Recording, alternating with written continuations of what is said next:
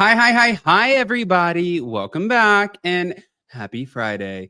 All right, guys, I wanted to say a huge thank you because you guys know we're on day 12 of not feeling our best. So I feel like we've just been like, in a weird way, doing like our own, just kind of staying indoors and everything. But now I'm finally feeling better. I'm ready to just do the damn thing. And I'm so excited because Jason gets a day off, right? He has other things to do with our CBD stuff. And we have new blood right here on Hot Messy Topics. So if you guys have not heard of them, the Beyond the Blinds pod, you need to go check them out. But if you have heard of them, well then, hey, welcome. So we're about to welcome them, but in the live chat, make sure that you guys just smash the like button on the video. If you're not subscribed, get subscribed. Don't forget to hit that notification bell. Let us know where you're watching from, and let's welcome Kelli and Troy. Hello. Hi. Hi, guys. My God, thanks for coming. Thanks for having us, and I'm glad you're feeling better. Yeah. Oh, thank you. Oh no, it's been like a literal, it's been like a fucking nightmare, but it's good. You know, I said to Jason, I said, I always like to look at everything from like a positive stance, right? And thank God this did not happen during BravoCon or anything else that we have coming up. This happened at a time that we're just like stuck here where we live. And so, okay, it couldn't have been a better time. So I'll take it. And we're going to shift the focus. We're not going to be negative about it. Shit happens. Well, your skin is glowing. You look great. As Nene Leakes would say, lips busting. Like you look wow, great. Guys. You would never know. I feel like we could just keep you around. My God, you want to come on all the time? No, Jason, you're fired. No, I'm just kidding. But no, we have so many things to talk about, especially we have the Real Housewives of Orange County that came on last night, the Real Housewives of Miami. We have Craig Conover, who's launching a production company. A lot of people are wondering what exactly that means. Salt Lake City is about to bust out. Taylor Frankie Paul is now the new Bachelorette. Teresa Giudice is sitting there going on Jeff Lewis talking about why she's not test filming. And Sheena's just pissing off the world. So I feel like we got a lot. Yeah. So if you guys are ready, shall we? Yes, let's do it. Go. Okay. So I'm going to start with this, guys, just because it's one of my favorites. The Real Housewives of Miami, it has been absolutely insane this season. And one thing that I'm not really happy about, which I've kind of told Jason about this morning, and I didn't really tell anybody, I haven't done a video on it yet, but this kind of, and this is just me being honest, you guys, like I hate when Andy Cohen does it. I don't like when Housewives do it. I don't like when you overhype shit. You know what I mean? Because it throws me off. And so Adriana Demora ended up going on the Viall Files podcast, and this was the clip that they played. Anna, welcome to the Viall Files. Thank you. I think the fans want to know, what is your relationship status these days? I'm single, ready to mingle. Are you available? Ask my wife. You can have him for a night. He's married. I didn't know. Now it's gonna be big. There's some big bombs that are gonna explode. Ooh. Are you setting them off, or are you helping defuse them? Oh my God, both. I don't know what big bomb she was talking about. It's very classic. It's very classic her, though. Like in her mind, the big bomb is that she's like releasing a single. Is that the bomb?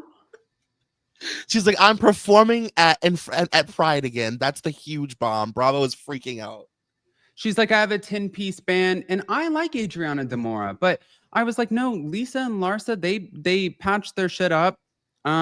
Julia Limagova still needs to fire her stylist and her hairstylist and her glam. That all needs to go. And you know, Alexia and Stephanie, they ended up making up. The only bomb, which wasn't a bomb, that I found that was really funny was when Frankie looked at Marisol and he was like, Marisol, enough. You're already drunk. And I was like, oh my God. Like, you can't walk that shit back. You know what I mean? This advocated for the Real Housewives of Miami. I thought this was maybe more of one of their weaker episodes. But how are you guys feeling about our cast right now and where we stand with this season of the show? So I am a newer watcher of the Housewives. My fiance just got me more into it. And with Miami, for me, it's difficult because they can't get through a dinner. Like I'm having trouble keeping up with episodes because they're always fighting. Like I feel like there's no moment where they're not arguing. Right.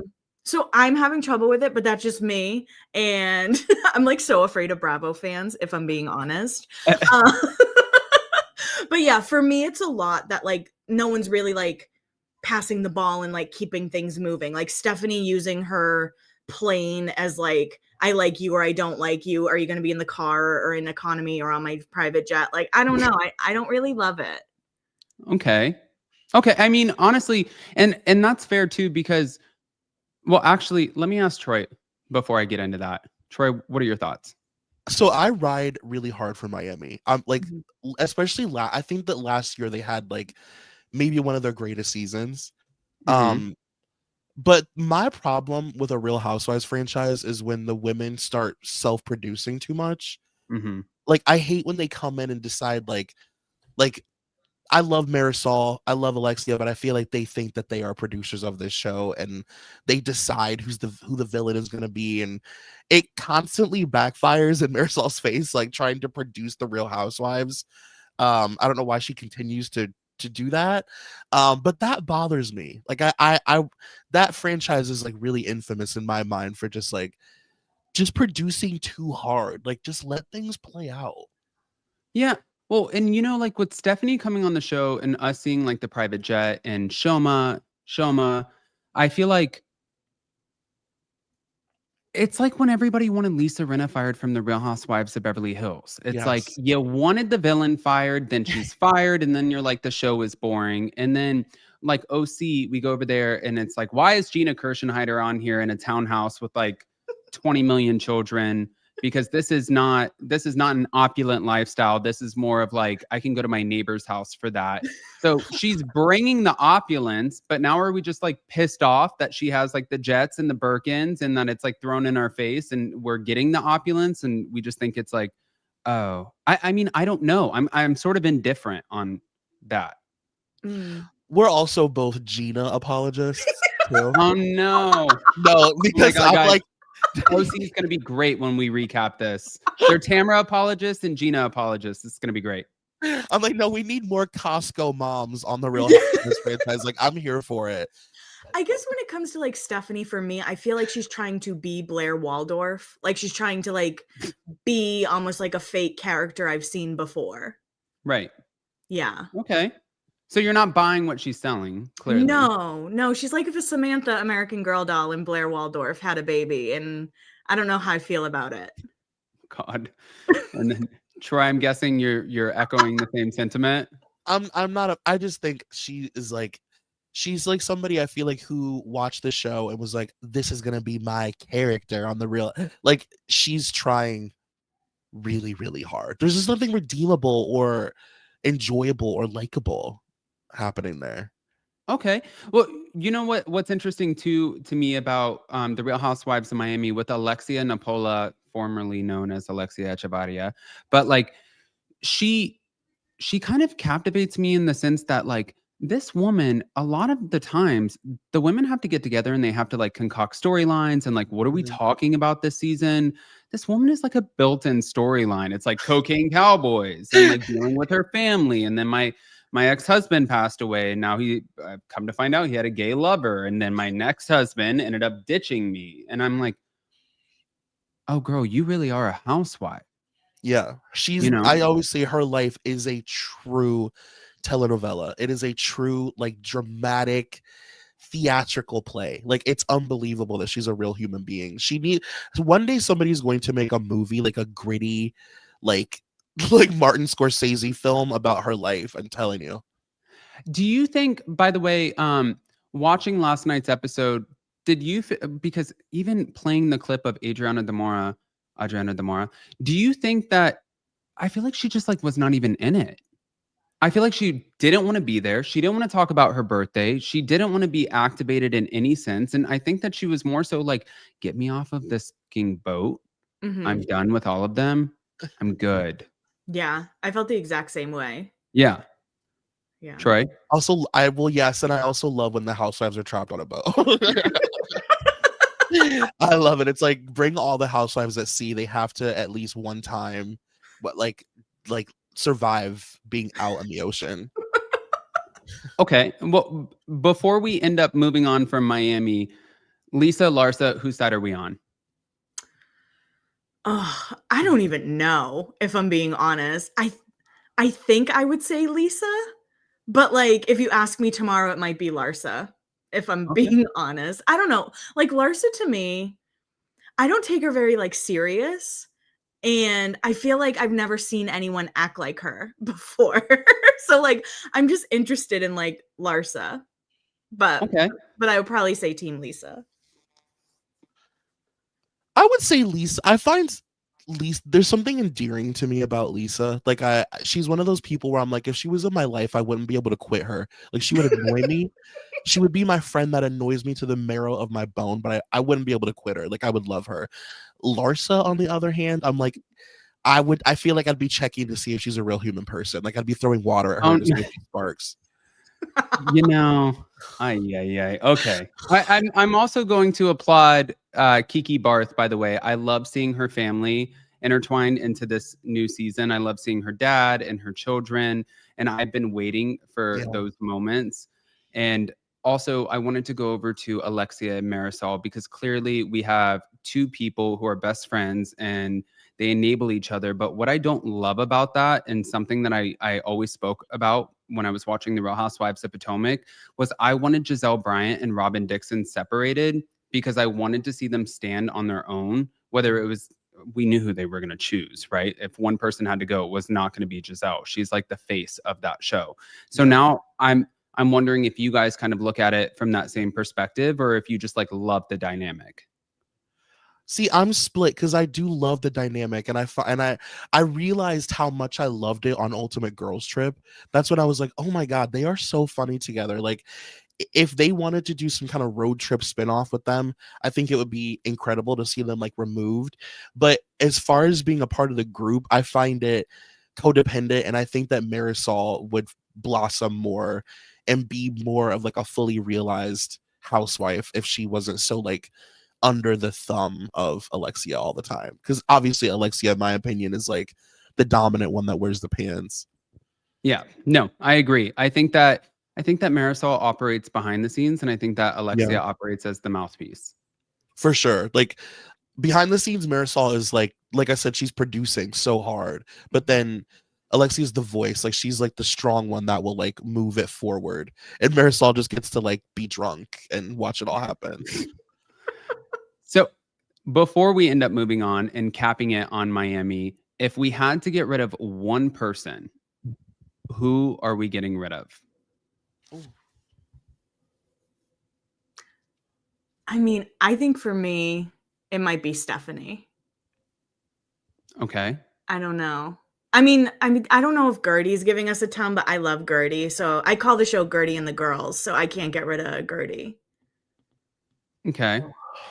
And you know what? I did see where a couple people said about Gertie, like, okay, well, we're done with the cancer storyline. I'm like, you can't say that. That's like not a story. Like she didn't just like pull this out of her ass. Like she's dealing with it and she's openly sharing what is happening with her life and how that's impacting her relationship with her husband. Like this is real shit. Like what else would you rather have a concocted fake BS storyline, or would you rather just like have somebody being a little bit more relatable, because there's a ton of people out there who do go through what Gertie's been through. So I think it's, you know, I don't know. But okay, so you're saying Stephanie. Troy?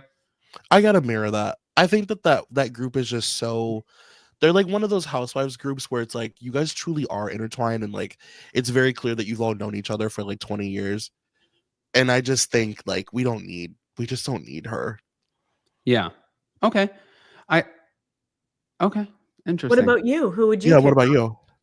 I would probably get rid of Julia Limagova at this point. That's a great answer. Yeah. I think that only because I don't like, my thing is, and they preach this to us like as we grow up, right? Like when you grow up and you're like kids in school and you're like, oh my God, I got 18 posts on Facebook for my birthday. So that means I'm popular. And it's like, you know what I mean? And then they say, okay, well, as you get older, your social circles get smaller. It's not about quantity, it's about quality. And watching her sort of flip flop from Adriana Demora to like the girls that she knows, like they're not going anywhere.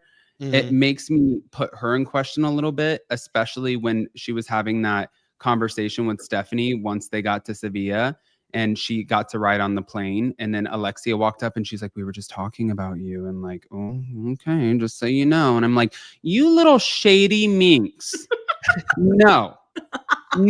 And you wanted the boys. You wanted to do the whole adoption process. And then we have poor Martina back here who Martina was just like so happy being a tennis pro. And she's like, you know, I love my wife. And like, if she wants a family, then we're going to do a family. And then you're just leaving her ass with all of the responsibilities with the goat with the fucking diaper and like the boys. And I'm like, no, Julia, it's time for you to stay home for a season. But that's who I would pick. That's actually probably the better answer. She's always sort of not been like, in my mind, she's one of those, I don't know how to categorize this, but like she's one of those Real Housewives that's just so clearly like not meant to be a housewife, but somehow she just like keeps getting by every year. You're like, wait a minute, she's still there, like this is still happening. Well, there's two things that play in her favor, I think, especially for this network. I think even though she said that she was the first lesbian housewife, that's not true. She was not the first lesbian housewife. Our first lesbian housewife was on OC. But that and the fact that she is married to somebody who has a very, very famous name, I think that there is a lot that backs her up. You know, there's a lot of base there that keeps her sort of in the game. And otherwise, I'm just, it's in question for me sometimes. But Vicky Harnish, did they ever say who put the nasty math on Adriana Demora's cake? I don't think they did. Yeah, I don't think so. No, they didn't. Okay, so we're going to move on. I have a clip that I want to play for you guys, and I just want to pick your brains. Here we go. Thank you to Bravo Snarkside. I think it's possible that you could mend some of these relationships with, and selfishly as a viewer, I would love to see that. Yeah.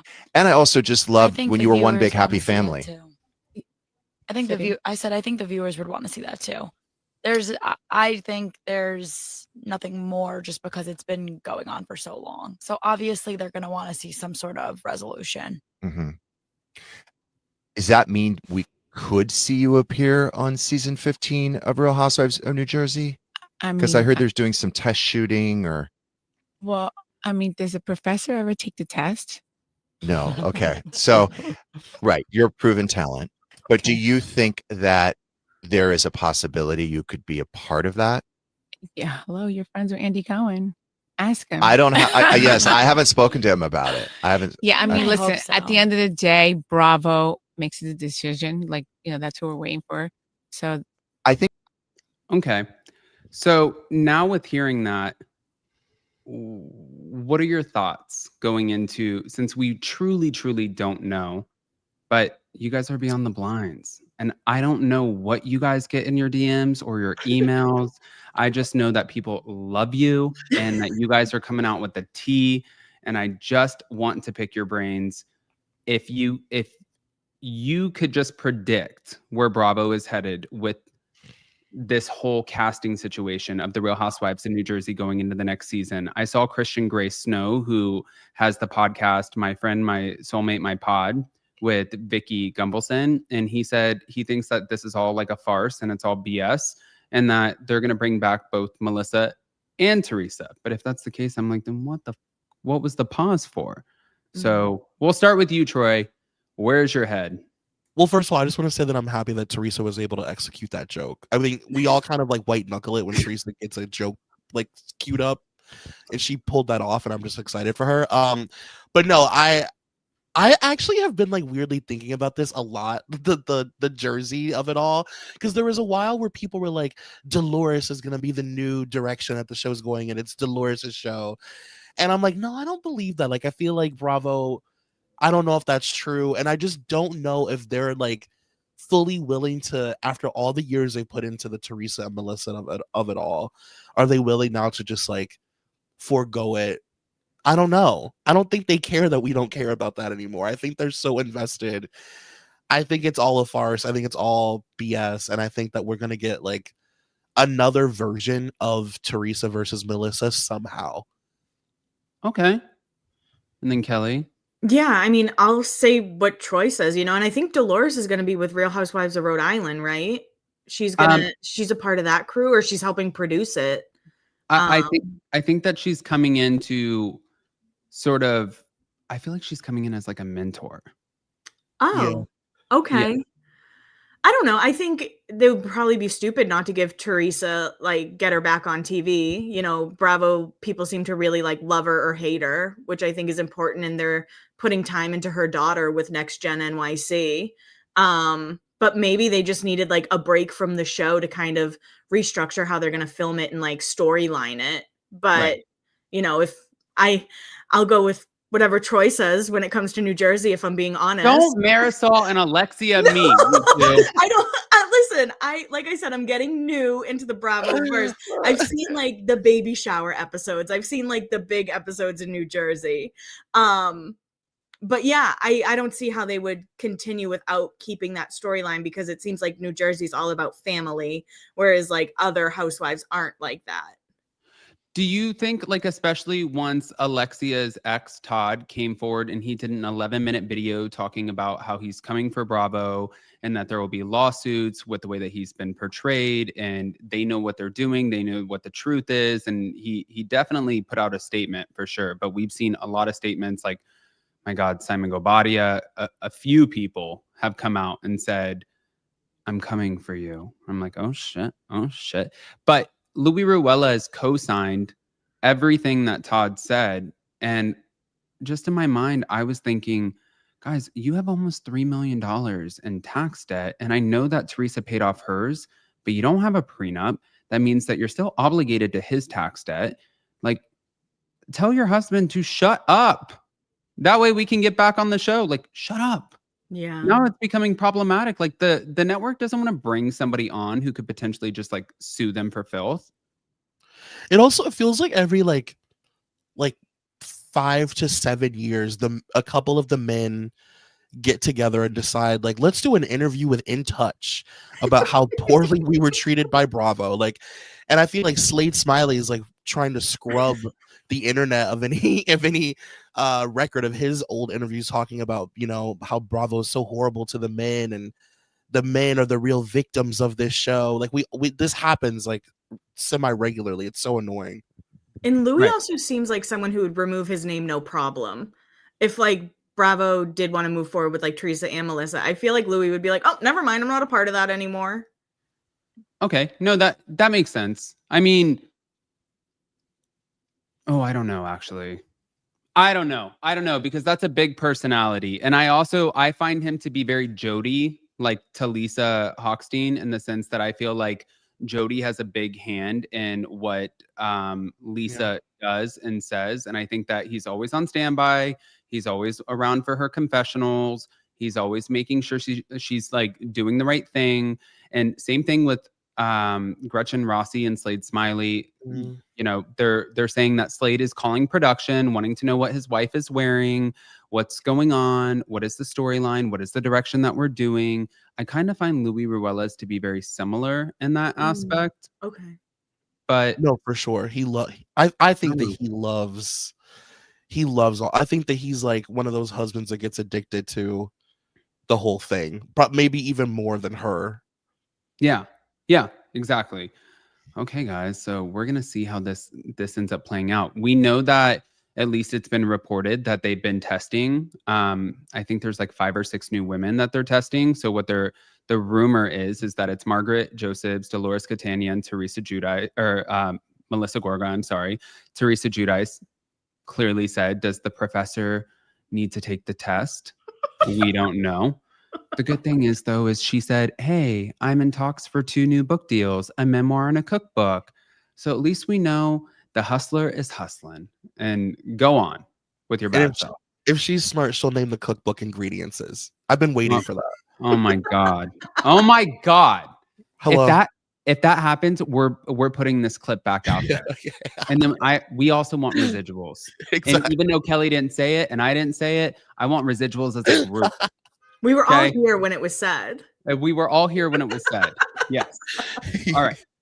So before we end up moving on to OC, I wanted to ask you guys, because I saw where clearly we know that the Valley is filming. We know that Jax Taylor has been fired from literally everything. His podcast, BravoCon, his podcast tour. He lost his bar. He lost his home. He lost his family. He lost his job on the Valley. I'm like, Jesus Christ, like when I go down the rabbit hole, what didn't you lose at this point?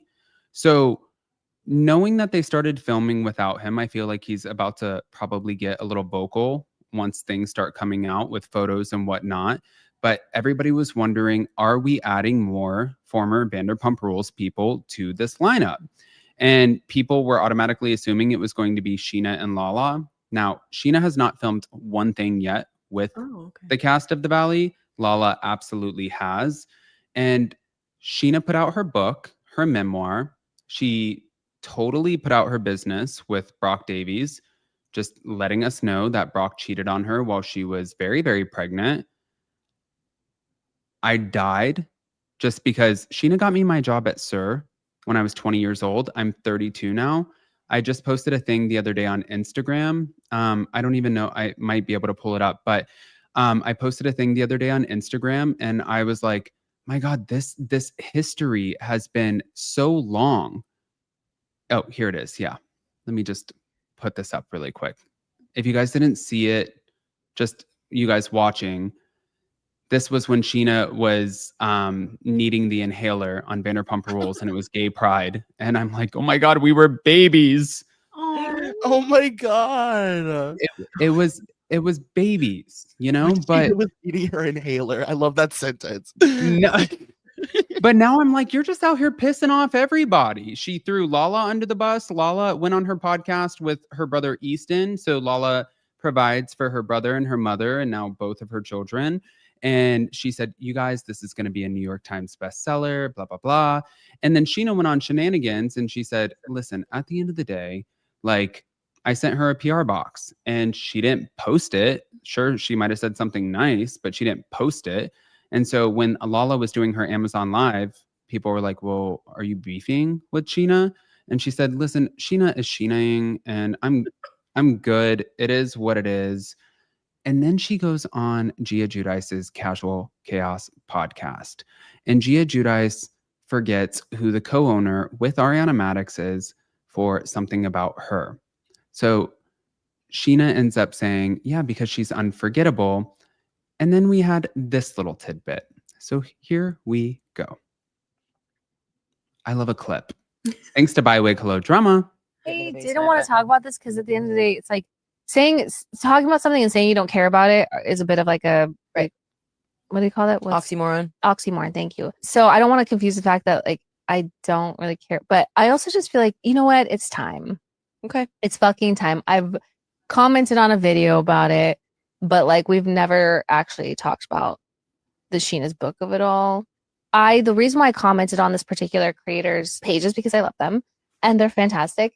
His name's Josh, but it was because I've read some things about you in her book that I've seen, and then I'm under the impression, or I've been told that she's just referred to me as a drunk throughout her book, which whatever. But when she had said that the new low for a cast member was me going to Mexico, I was like, no. She said that in the book? Yeah, a new low was me going to Mexico because blah, blah, blah. Like, basically, she just retold, like, what had happened, but called a new low. And I was like, one thing I've never talked about is why I went to Mexico. And it wasn't because I wouldn't get paid or I'd miss out on, like, they were going to have to film me regardless of whether I was in Mexico. And I was going to be in that episodic. I was paid per episode. So I was getting that episode no matter what. Scheana, for months, was panicking because Bravo told her they were not going to film her wedding. They did not want to film her wedding. But everyone was going, and I know production was freaking out because like half the majority of the cast was going to be there, and like what were they going to do? Were they going to have to ask some people to stay back? Who knows? But when Scheana and I ended up having all that drama, we were driving back from Havasu, and one of the producers was like, "So here's the thing, you have to go." He's like, "I have needed like to like work with Bravo about like not losing the cast. He's like, but I sold them on filming Sheena's wedding because I sold it as there's going to be 2 trips happening. Like, you're going to go on a trip still. I got to bring Christina Kelly with me, and then we're going to film the wedding. So it's going to be these 2 trips happening like at the same time. That was how they were able to like get Bravo. One thing Okay, so she eventually lets us know that without her, this trip would never have happened and her wedding wouldn't have been filmed. Now, if Sheena actually knows this, I'm wondering, girl, why are you pissing everybody off right now? Right? I really feel like Sheena lives with good or bad press doesn't matter. At least my name's out there. And I almost feel like I saw some, I think, Face Reality commented, and it's like Sheena's planting her own rage bait. And I really feel like that. I don't think like Sheena, maybe credit, I don't know if credit's too big of a word, but she doesn't get the credit she deserves for like staying in the media all the time. And like by doing that, she's making her other cast members wrong. So like Katie didn't want to bring it up because I think Katie knows exactly what Sheena's trying to do. Right. Yeah. But she's like, at this point, if you're going to bring it up, then I have to defend myself. Right. Because you're going to continue to bring it up until I do. Like, Sheena's so, I like, Sheena's like so annoying, but like my worst self is Sheena being like, well, Lala didn't post the PR box. Like, I know in my soul that would be me as well. I feel like so my mind goes to a place of Sheena just like disassociating what the truth of this and be like, that's not true. It can't be true. That's not why they filmed my wedding. I just don't believe it. I talked to a producer. They told me. Like, I just, in my mind, I'm like, I don't think Sheena will ever believe that is true. No matter how many people tell her, no matter how many people in production confirm it, she's like, no. Bravo wanted to film my wedding and they were dying to film it, and that's the truth, and that's what it's gonna be until forever. You know what's wild too is I really think that she thought by putting this memoir out before the Valley and putting this information out about Brock, I think that she thought that that was going to create some sort of dynamic or interesting storyline. And when Alex Baskin came out in an interview, which if you guys don't know Alex Baskin, I know you guys do, but like executive producer, he has a huge hand in a lot, you guys. And he has the Bravo Hot Mic podcast, but he was like, we don't want shit to do with this storyline, because if you wanted that out there, then you should have done it when it happened on the show. That was your job. So don't come on the show now and all of a sudden let us know about an affair that happened during Scandal. We don't care. And I was like, oh, that didn't land. I mean, it was quite the fumbling of a big, huge story. Like, it really, I mean, we talked about it on our show, and I just was like, my thought was like, how could you not have wanted, like, after seeing what happened for Ariana and like watching her, in a sense, live out every dream she's ever even contemplated. Like, she's like just dabbling in everything she could ever imagine wanting to dabble in. Like, how could you not be like, I'm gonna do that too? Like, you know, I just don't. I just thought it was such a fumble of a huge bag. Yeah, no, I agree with that. Well, guys, we're going to keep an eye out for the Valley. But like I said, Lala Kent has been featured in a lot of the photos that have been released, and Sheena has been featured in none. So we'll be watching, because they started filming September 3rd. They usually film for about 2.5 to 3 months with pickup shots. We're 9 days later, so a week and 2 days, and maybe there's a reason for it. Maybe she'll be on as a full-time cast member. We don't know. But yeah, we'll be watching. We'll be watching. Unfortunately. Yeah. So moving on to the next conversation that I wanted to have, you know, Jason and I just sold our home in Charleston, and we still live in South Carolina. We live in Hilton Head now, but we had a place in Charleston, and we got to know the cast of Southern Charm really, really well. Madison LaCroix, congratulations to you and your husband and your beautiful little baby. But Craig Conover decided to announce his new production company. And I was like, wait, what? So he was saying that he wants to highlight some real authentic stories, especially with Southern lifestyle, small town charm.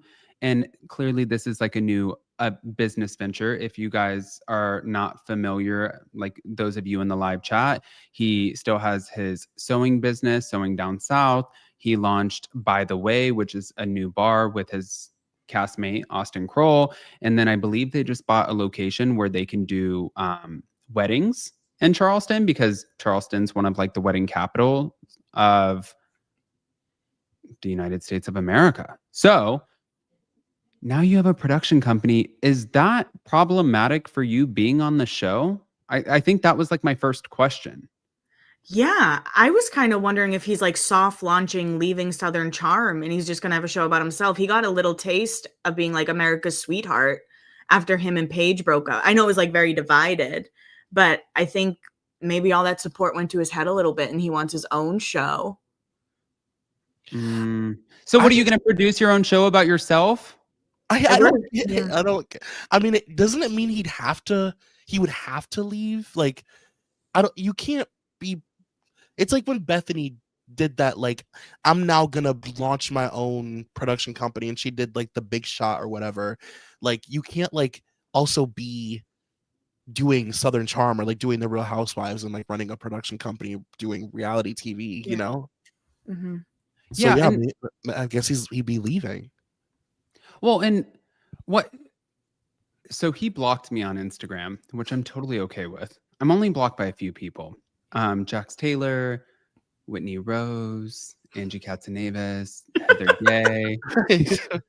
You're like the whole Salt Lake City cast. Craig Conover. I'm just blocked by like a few people. But by the way, not to like anything. First of all, I didn't do anything to get blocked. But for Craig Conover, I will accept the responsibility because I found his whole story within that breakup to be bullshit. Because when everybody was attacking Paige, and I'm so happy that she filmed Devil Wears Prada 2 and she's getting all of these opportunities, you know, like selling out audiences of 6,000 people 2 nights in a row. It's like, holy shit. Yeah. Yeah. This is next level, going on Jimmy Fallon, going on all of these talk shows. The girl is killing it, and then she's like, okay, well, here I'm gonna do Pantene and then Tresemme, and all she asked was, I am getting attacked, will you please just let everybody know that I didn't cheat on you? And he's like, that's not my problem, you're not my problem anymore. Like, at this point, like, that's up to you, I don't have any responsibility to you. And I'm like, dude, you're a D-bag. Yeah. Yeah, 1000%. I also just never, if you had told me 10 years ago that he would be like trying to be the new Martha Stewart, he's like trying to relaunch Martha Stewart Living in his image, and I'm just like, I never saw it. Well, I was about to say, it's funny you say that, Troy. I was gonna say, like, is this his own version of Preserve? Yeah. No, but kinda, yeah. It's like Preserve with all the rough edges scraped out. No plantation weddings, just Yeah. I mean, oh God. No, I'm curious to see how this all pans out. Are you guys fans of Southern hospitality or no? Mm-hmm. Oh yeah. Yeah. Okay. Yeah. So, because we love Leva, and when we were there briefly, Leva needed some help running one of her new bars, which was like sort of more like a speakeasy. It was called Lamar's, and she found out that Jason was running all of Lisa Vanderpump's bars. So she brought Jason in, and Jason kind of agreed to help out for a few months. And that's exactly what he did. So we got to know that cast really well. And I sort of looked at them like they might be the new Vanderpump Rules, but then I also can kind of see some of the self-producing that's already happening in early stages. And I'm like, oh, don't do that. Yeah. That's bad. Like, you guys are going to F yourselves by doing that. Just stay away from it. Just be organic. Be Alexia and have an organic storyline. But most of us, our lives aren't that interesting. So I get it. And that is what we love about that show. It's so, it just like has the magic of, I mean, I guess all Bravo shows where the cast that knows each other, they have that early spark where they're not rich yet, and it's just so, it's so good, Yeah, exactly.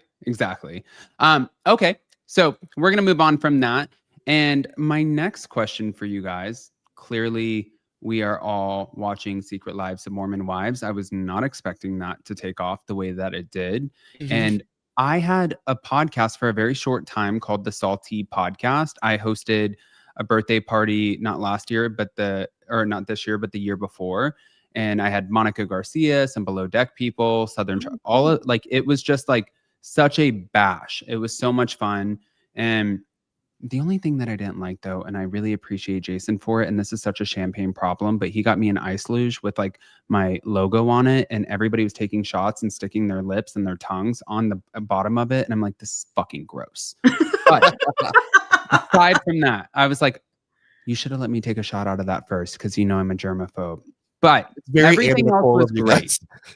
And, you know, looking at where that cast is, Secret Lives of Mormon Wives, and how heavily they took off. One, I have to applaud Hulu, even Netflix, with the way that they film their reality TV shows. I think that it's so much more elevated than what Bravo is offering us. But then I said to Monica, I said, did you know about like all of this that was happening? She said, yeah, it was like a huge deal over here in Salt Lake City. And I was like, oh my God, I didn't know that it was such a huge deal. Like everybody's sleeping with each other's husbands. Like, I feel like that's a Wednesday in Florida. So I didn't know.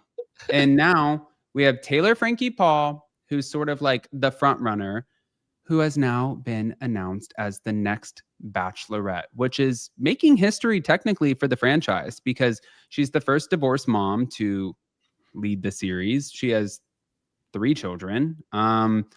And she's not somebody who was ever a contestant on the show to begin with. I told you guys what I thought before we actually came on, but before I dive into that, I'm going to go with Kelli. What are your thoughts about our new Bachelorette? Listen, I have been wanting VH1 reality dating shows to come back in the worst way, and I think this is our best bet. This is our closest that we'll have to Rock of Love, or, you know, Shot at Love with Tila Tequila.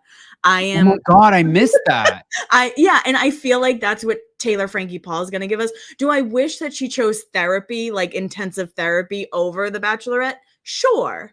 But I've never watched The Bachelorette, and I plan on watching it because of her. Okay. Yeah. Troy? Okay, so I was a big Bachelor Nation head. Like, I was in it hardcore for like 12 years. And then at some point I just decided to get off the hamster wheel, because it's like watching the same show over and over with like Lego heads just popped off and switched out. Like, it's the same words, it's the same relationships. It just gets like really, that show is quite monotonous, and it's 4-hour episodes. It's a lot to take on.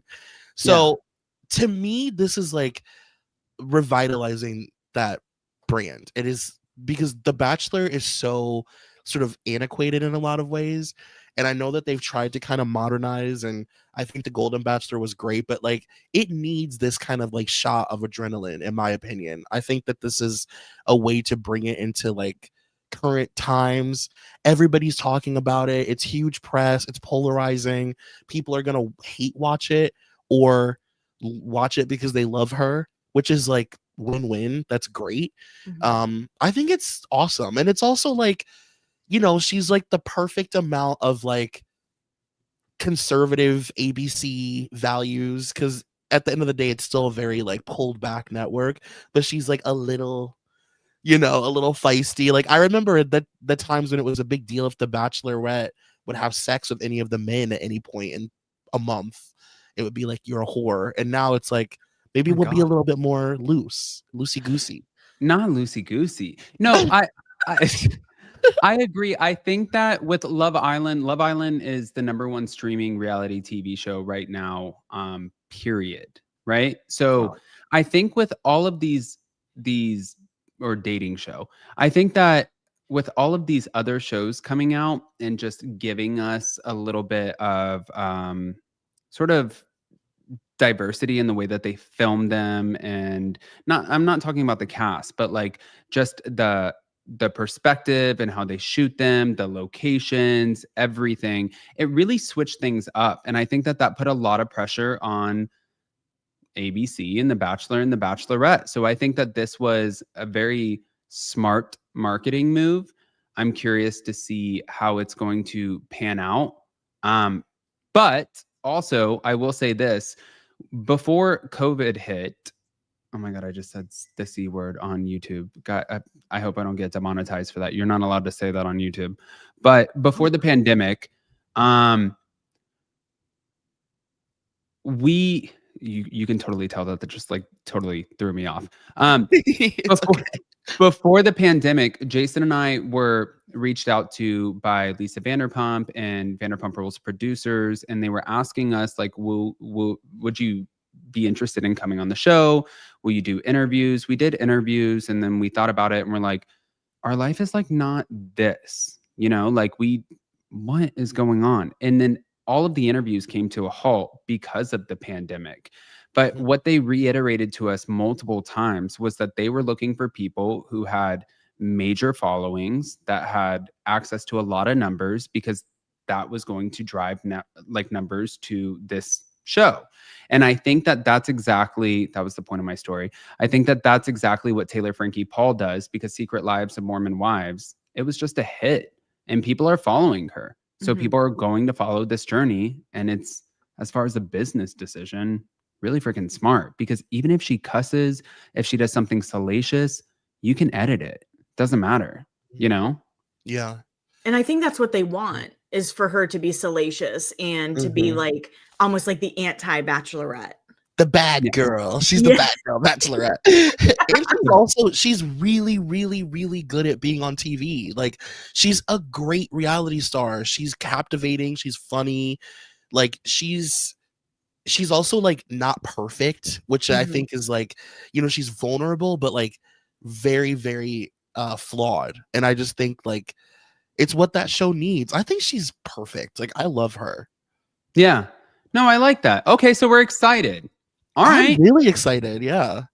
Taylor Frankie Paul, you come on with your roses and whatnot, girl. We're ready for you.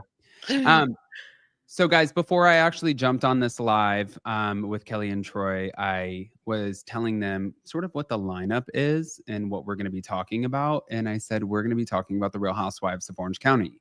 You guys know, being a part of the Addams family, unless you're just visiting from Beyond the Blinds podcast, then hey, welcome. Smash the like button, show some love.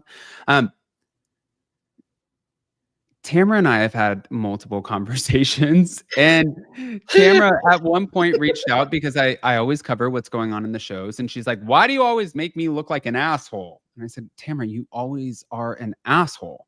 And we were able to bury that in Vegas at BravoCon. And we were able to kind of put this aside. And I feel like we just like got on so well. I'm like, oh my God, I really love you. Like, I feel like we're just like coming from the same place. But then talking to Kelli and Troy, they said, we are Tamara apologists. And I was like, oh shit, here we go. Guys, I'm gonna start with Troy. I'm gonna go to Troy first. Oh no. This season of the Real Housewives of Orange County, what are our thoughts? How are we feeling? What a mess. What a mess. Like, it's hard for me to even put into words how this season has made me feel. Like, when I look back on like my Rose and Thorn seasons, I don't know where I'm gonna place this, because I am captivated by it, but in a way that's like really frustrating. Like, I think after the whole lie detector thing, I'm just like more angry. I'm angry at this cast for feeling like they can gaslight the audience. I'm angry that they gave validity to that lie detector actor. I think like we should have left him in like the 2010s, and somehow he's made his way into modern reality television. I'm like, why is this like happening beyond Flavor of Love? Like, why is this guy still being hired to do anything? It's just so embarrassing and ridiculous. And to have like Emily, for example, like, you're a lawyer and you're like validating this guy and this actress that came in. I just find it really frustrating what's happening to Katie. And yeah, you're a and Katie apologist as well. Oh God, I don't know if I go that far, yeah, but I do find it frustrating. And I will say, I think like Gretchen's return has just been such a floppity flop. Like, I was so excited for Gretchen versus Tamara 2.0, and it's just been so lame. So I don't know. That's kind of how I feel. All right, Kelly. Yeah, I mean, I think like a lie detector test always throws me off. I'm kind of like, I don't like those. But I liked last night's episode how Tamara was finally like, I apologized. What more do you want from me? Like, I'm a newer viewer of this series as well, but like, she keeps apologizing and they keep bringing up this picture. They keep bringing up, and I'm kind of like, Shannon, maybe it wasn't packaged correctly, but she drove into a house and she deserved to get some heat. And maybe Tamara didn't say it in the nicest way, but like something had to be said. And I don't know, even like them all sitting at dinner and Tamara being like, I keep saying sorry. I keep saying sorry. Yeah, it frustrates me as a viewer that they can't keep things moving and that I've been hearing about this picture for like 10 episodes now.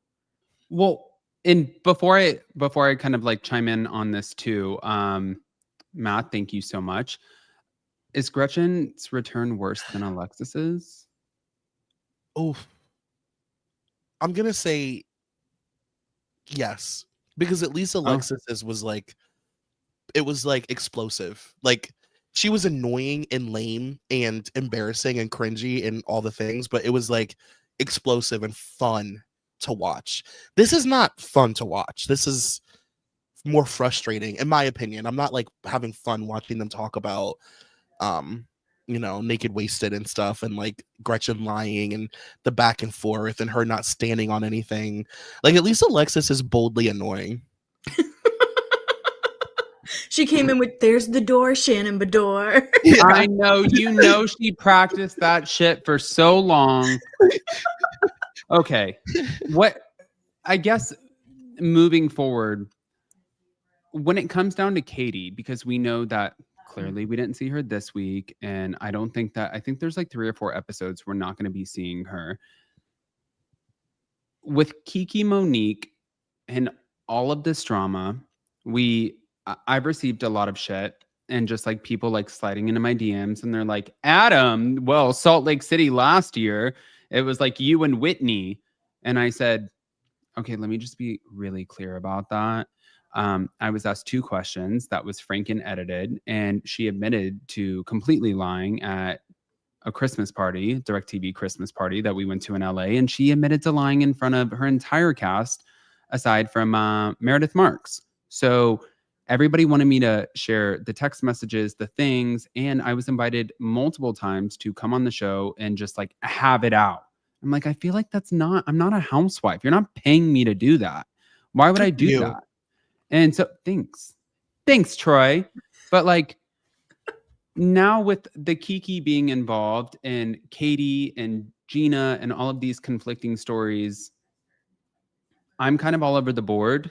I don't have really one strong opinion. I'm waiting to see how things play out, but I'll start with you, Kelly. Like, where are you leaning? I mean, I think Katie is a liar, but I don't think she's lying about this. Okay. I think like she's such a bad liar that like we've kind of been able to like see through her other stories.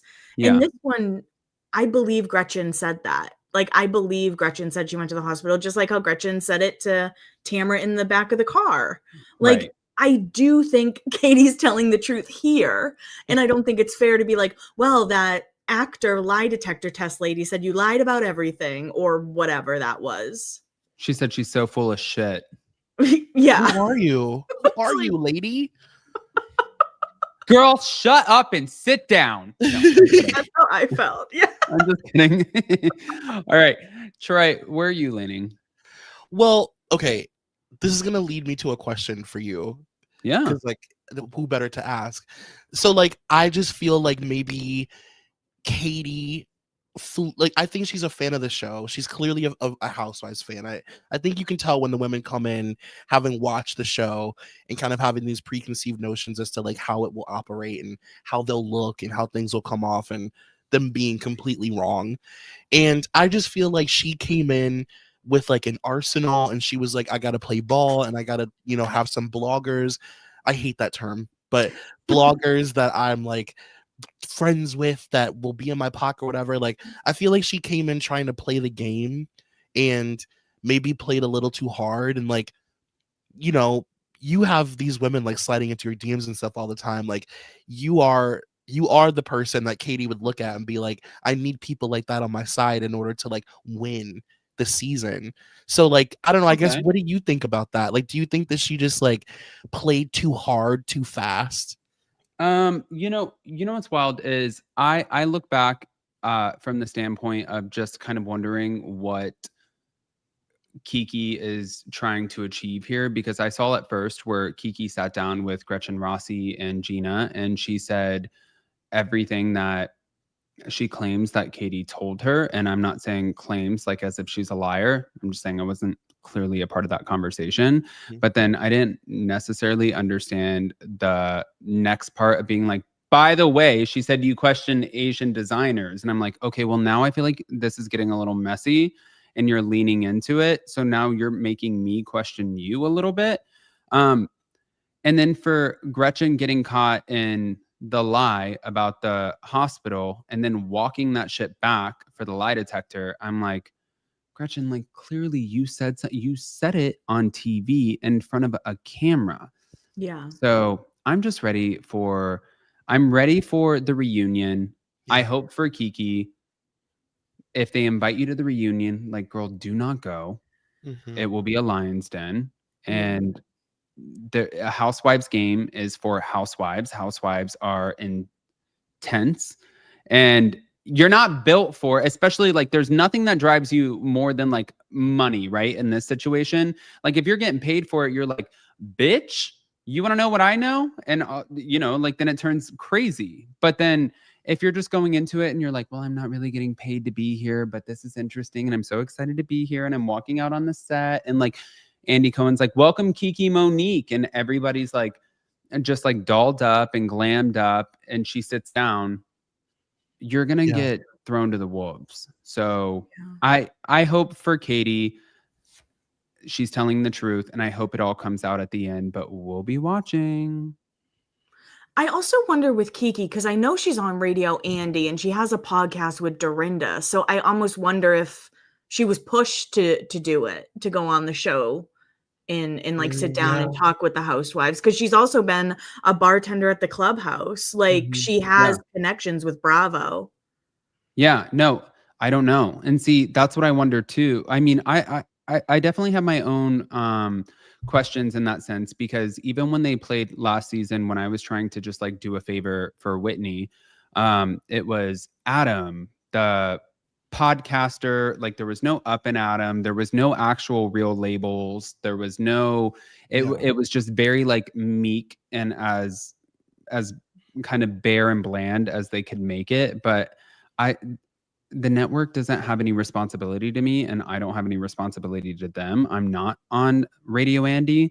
So noticing that, because she is, and seeing how heavily they're promoting her, and it's like Kiki Monique. I'm like, oh yeah, that makes me question a little bit, like if the network is backing you in some of these conversations, because if they weren't, how would you even uphold that job? Like it doesn't make sense. Like NBC and Bravo, they are sticklers for this shit. Like you cannot just sit there and deviate and do whatever you want. They will flip out. But okay, moving on. Guys, we'll be back for OC and we'll be watching The Real Housewives of Orange County, and maybe I'll be able to steal Kelli and Troy and kind of recap and see who was right and who was wrong. Yeah. Are we excited for this? Yes. Always. Yeah, definitely. Kelli, you're laughing. What are you excited for? Honestly, these women are just all so nuts to me. They're all so crazy. I can't wait to see Mary Cosby say something super inappropriate and like Heather give her a look. I don't know. They always like crack me up for a few episodes. Then they do kind of like wear me down. But I don't know. They crack me up. They make me laugh a lot for good or bad. And Troy? I mean, I love these women. Like this franchise is like slowly crept up into my favorite over the years. And I just think that they are like, they're just like in like a prime era of this show, you know, and like I'm trying to take it all in because I know we all know what it feels like when like a Housewives city is just like the cast is good and they're like in their flow and it's good, and like I feel like that's where they are right now. Like they figured everything out. Like we've like established that Angie is like very much that girl. She's not a Marlo. She's meant to hold a, what do they hold? A snowflake. A snowflake. She's meant to hold a glass snowflake. It's just so good. I love it. Can I just laugh and say, when Whitney came up to me and we had this like whole hashing out at DirecTV, it was funny because Angie came up to me and she said, well, Adam, actually it was Mary. She was like, Adam, I love you. And I was like, oh my God, I sat down with your parents. Like, are you sure you love me? Because I feel like that is not true. And then Angie came up and she's like, come on, Mary, let's go. And she said, no, I'm talking to Adam. And I said, it's okay, Mary, you can go. And like, not like she needed my permission. And Angie says, well, Adam, by the way, you also said my first season I was boring and I was like a puppet for Jen Shah. I said, yeah, and I stand by that. I thought that's exactly what you were. But now I feel like you stood out as your own and you really leaned into it. And I think that you've evolved, and I'm not walking that back. And that's when Whitney walked up and she's like, come on, Angie, we don't talk to him. And I was like, Jesus Christ, like, what is that? All I wanted to go, they had a Swarovski claw machine. I just wanted to go to the Swarovski claw machine. And then I was like, I'm going to walk to the restroom and I'm just going to go wash my hands, guys. I have to go. And then there was Joe from OC who was in there, and she's like washing her hands and she's like, oh my God, I feel like we know each other. And I was like, we don't, but can I have the soap? And we were like washing hands, and it was like, it was what it was. But looking at the Real Housewives of Salt Lake City, no, I think that they have one thing that's huge for them. They don't have leaks, which is incredible. They don't leak anything. They don't leak screeners. They don't leak storylines. And there's something really special about that. But then my last question before I ask you really quick and we sign off with Below Deck.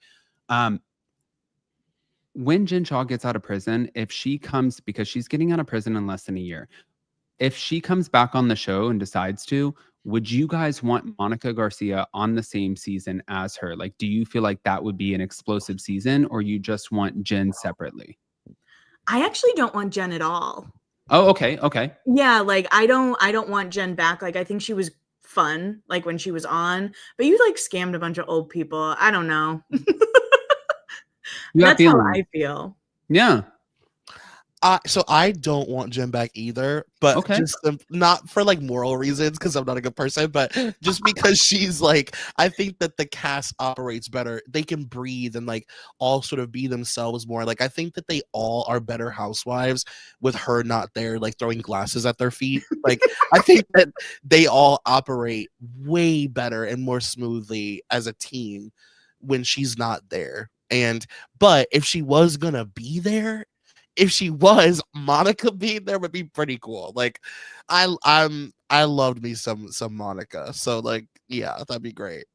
And before I move on from this too, which ones were, can I put you guys on the spot? If you say no, because obviously you don't know what I'm about to ask, you can say no. Okay. No, put us on the spot.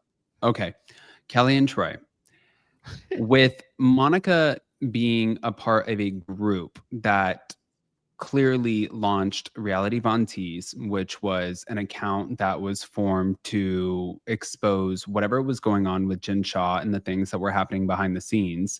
And Heather Gay lying about her black eye and blaming production and saying, well, I don't know, maybe production gave me the black eye, which really puts a lot of people's jobs in jeopardy. Which one, in your opinion, would be worse? Okay, I'm gonna say that I think in Heather's case, it was like a lie that she thought of immediately, but didn't think of any of the repercussions of what she was saying. Like, I think it's one of those things you wish you could just take back and like shove in your mouth and you didn't say it. I don't think she had the intention of putting a bunch of people's jobs at risk. I think she just thought of like the quickest lie possible, like the easiest thing. Whereas what Jen did was so evil and so purposeful, and she also committed the ultimate housewife sin, which is like going on a show with these crazy skeletons and revolving your whole personality on the show around your skeletons and being like, I got caught. Like, what are you thinking? So I don't know. I just think that was so much worse to me. And Kelli, do you have an opinion on this? Yeah, I don't know. I think like putting people's jobs, sorry, my camera's going crazy. I think putting people's jobs at risk is really not a cool thing to do. But I think they were also afraid of Jen Shah, that was kind of what the lie was. But I don't know. I don't know if I have like strong feelings either way, if I'm being honest. Okay, fair.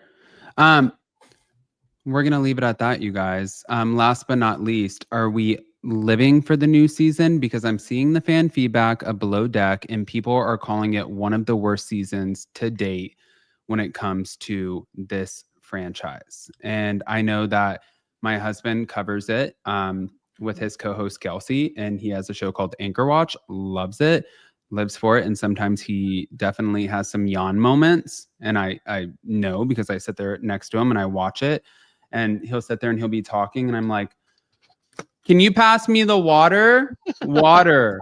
You know? And he's like, "I don't know what the f- is happening." And so watching, because I saw the trailer for the new season with Captain Sandy, but with this one with Captain Carrie, are you guys here for it? Are you enjoying it? Or are you just ready for it to be over? I am ready for it to be over. I am also a big Below Deck fan. I really love the show. It's kind of like my Bravo show. Like it's the one I've watched every episode of every season. But yeah, it's definitely feels like it jumped the shark a little. And I think it's because they have someone who was never a stew before. But like So did bring some fun drama. And Troy and I talked about this before. And I think I like it because it reminds me of Real World. But I don't want it to be like too real worldy. You know what I mean?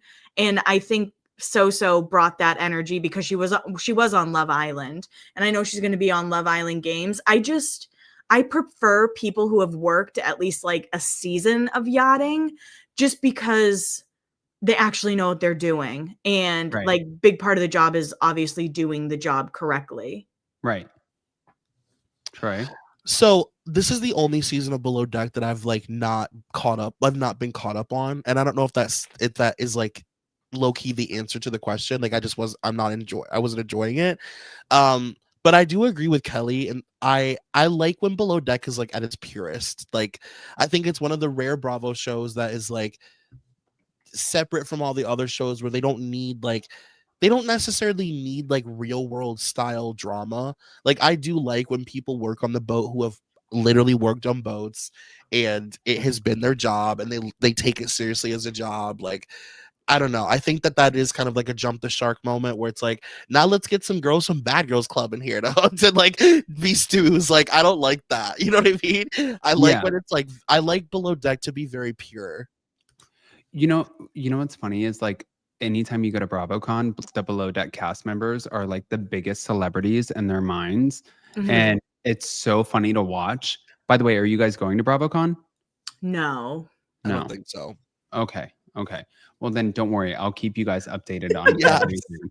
But guys, I told you we would last at most an hour. I had so much fun with you guys, and I just appreciate the hell out of you for even coming on. And I want people to know, if they don't know, if they're not watching from your guys' post, everybody who's a part of the Addams family, whether you're like in the live chat or you're just watching as a part of the replay crew, again, don't forget to smash the like button and get subscribed. But Beyond the Blinds, you guys, look at their ratings. They're killing it.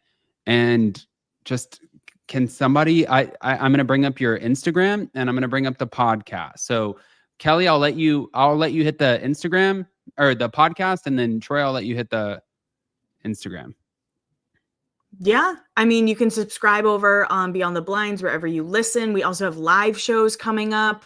We're doing a bunch of different kinds of episodes, which are really fun. Typically, we do 3 public a week and 1 behind a paywall. So you're getting a lot of content, and hopefully you don't get sick of us.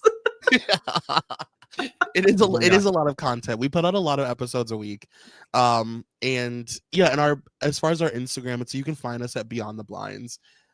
We are doing live shows. Let me just make sure I bring that up. Go ahead. We're doing Beyond the Blinds pod. Sorry. We're doing live shows in the fall. So and if you've been to one of our live shows, we're like totally switching up the format and doing a new kind of live show, which we're really excited about. So yeah. Guys, you have to go check it out. You know, like, especially when we did our live shows, you guys know that we had so much fun, and I always love seeing other creators doing the live shows and seeing what the formats are going to be. So hopefully, I mean, if we can, Jason, I would love to make it out to one of your shows. Yeah, absolutely. Let us know. Yeah, and in the meantime, we're just like under the same family umbrella. So Cloud 10, shout out to you. And hey guys, thank you so much. I appreciate the hell out of you. And guys, everybody go follow Beyond the Blinds. Thank you for having us. Yeah, thank you. This was so much fun. All right. So guys, smash the like button, show some love.